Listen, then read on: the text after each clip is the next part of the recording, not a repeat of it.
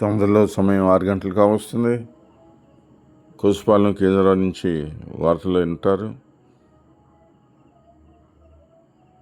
వార్త చదువుతుంది రామా కోసూరు. ఇవాళ రైతులందరూ కూర్చుని బూడిద గుమ్మడికాయలు వేయాలా లేకపోతే ఇంకేమైనా గుమ్మడికాయ వేయాలని రాగిచెట్టికాడ మాట్లాడుకుంటున్నారు. సో రాబోయే రోజుల్లో ఈ గ్రామం కోసపాలెం గ్రామం మోదే మండలం కృష్ణా డిస్ట్రిక్ట్ ఆంధ్రప్రదేశ్లో చాలా అభివృద్ధి చెందుద్ది. సో అన్ని రంగాల్లో వ్యవసాయ రంగం కానీ లేకపోతే వ్యాపార రంగం కానీ లేకపోతే మళ్ళీ ఉద్యోగస్తుల రంగంలో కానీ అన్ని రంగాల్లో మరి కోసుపాలెం గ్రామం అభివృద్ధి అవుతుంది. ఇంకా చాలా కృషి చేయాలి. యువతను ఖాళీగా కూర్చోకుండా ఏదో ఒకటి పని చేసుకోవాలి. ఖాళీగా కూర్చుంటే స్మార్ట్ ఫోన్లో గేమ్స్ ఆడితే ఏమీ రాదు. సో యువతకు సూచన ఏంటంటే వాళ్ళు ఏదో పని, అంతేగాని నేను డిగ్రీ చదివాను, ఇంజనీరింగ్ చదివాను, నేను ఆ పని చేయనంటే కుదరదు. ఈ రోజుల్లో చాలా కాంపిటీషన్ ఉంది.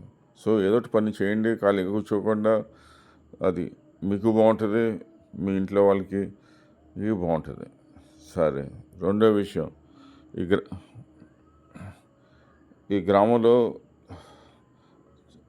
ఎక్కువ రైతులే, కానీ కొందరు సెంట్రల్ గవర్నమెంట్లో ఉద్యోగస్తులు కూడా పనిచేసిన అతను ఉండేవాడు. సో ఆయన లక్ష్యం ఏంటంటే ఈ ఊరిని చాలా అన్ని డెవలప్ చేయాలని. సో ఆయన స్వర్గవాసి అయ్యాడు కాబట్టి మరి పెద్ద కొడుకుగా ఒక అతను మరి ముందుకొచ్చి ఈ గ్రామాన్ని చాలా అభివృద్ధి చేయాలని అనుకుంటున్నారు. కానీ ఇప్పుడు గ్రామవాసులకి వాళ్ళు తెలుసుకోవాలి.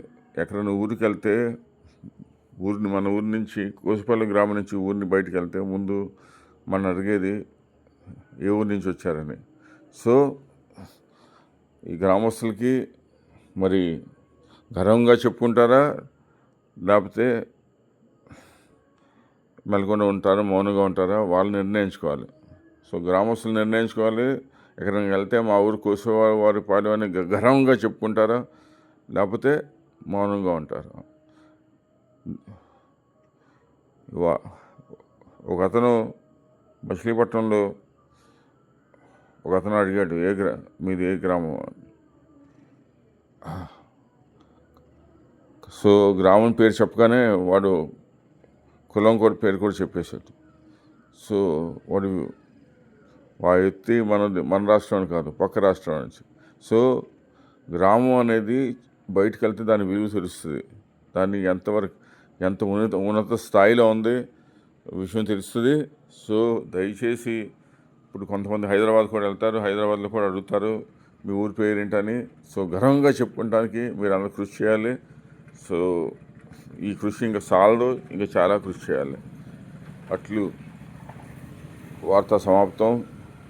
జై హింద్.